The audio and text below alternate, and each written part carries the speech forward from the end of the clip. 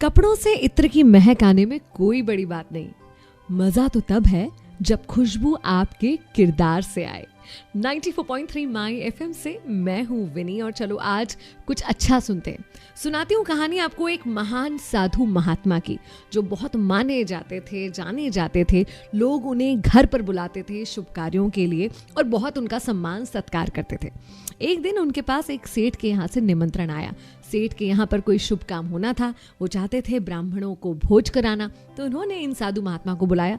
लेकिन साधु महात्मा की कुछ व्यस्तता थी, जिसके चलते उन्होंने अपने 2 शिष्यों को सेठ जी के यहाँ भेज दिया। बोले जाओ, सेठ जी तुम्हें भोजन कराएंगे और तुम्हें दक्षिणा भी देंगे, तुम्हें वहां जाना चाहिए। दोनों शिष्य वहां जाते हैं, लेकिन लौट कर आने के बाद सेठ जी देखते हैं ये क्या। एक शिष्य तो बड़ा खुश था और एक ऐसा उदास, मुंह लुटकाया हुआ, दुखी सा। गुरुजी को समझ में नहीं आया कि ऐसा अंतर क्यों।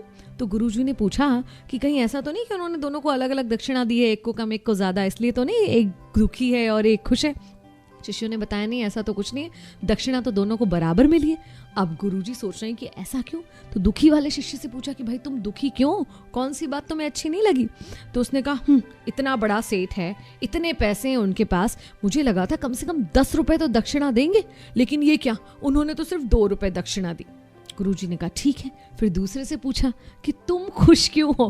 बोले मैंने बहुत सुना था सेठ जी के बारे में कि सेठ जी बहुत कंजूस हैं और मुझे लगा था कि बिल्कुल 50 पैसे से ज्यादा वो दक्षिणा देने नहीं वाले, लेकिन सेठ जी ने 2 रुपए दे दिए, मैं तो बड़ा खुश हूँ।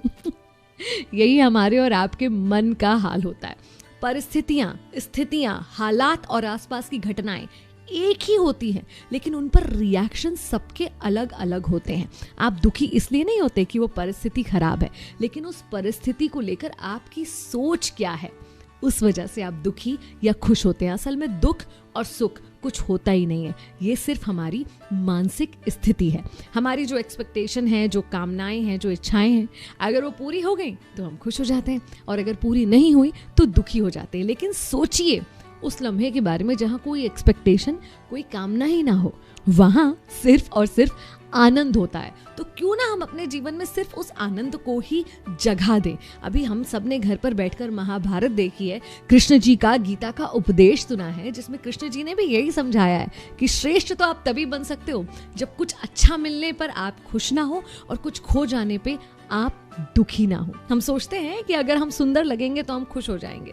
लेकिन गौर से सोचेंगे तो शारीरिक सुंदरता जैसी कोई चीज ही नहीं होती। एक बार इमेजिन कीजिए अपने शरीर पे से चमड़ी के हट जाने के बारे में, क्या उसमें कुछ भी सुंदर बचेगा?